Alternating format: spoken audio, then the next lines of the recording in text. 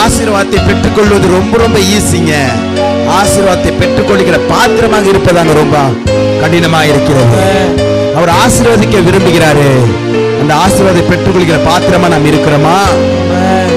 அந்த ஒளிமுக வாசலிலே பிரதானியுடைய கையிலாக ராஜாவுக்கு கையிலாக கொடுக்கிற பிரதானி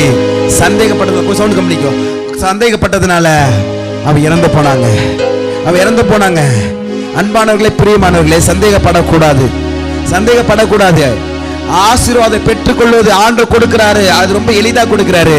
ஒரு சத்தத்தை கேட்க செய்தாரு. சீரியனுடைய ராணுவத்தில் என்ன பண்ணாரு? ராணுவ ரதங்களின் இரைச்சலை கேட்க செய்தாரு.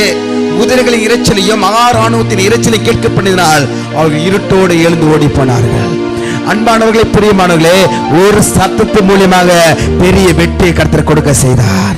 இந்த நாட்கள் கூட உங்க வாழ்க்கையில பெரிய பிரச்சனைகள், போராட்டங்கள், தேவைகள் இருந்திருக்கலாம். ஒரு சின்ன சத்தம் போதுங்க, நம்ம தேவைகள்லாம் சந்திக்கப்படும். நமக்கு ஆசீர்வாதம் நிரம்பி வழிந்து ஓடும். எதை இல்லைன்னு நினைக்கிறீங்களோ அதை நிறைவாக கொடுப்பாரு, அதை நிறைப்பையும் கொடுப்பாரு. எதுல குறைவென்று நினைக்கிறீங்களோ அதை நிறைவாக்கி அதுல உங்களை பிஸி ஆக்கிடுவாரு.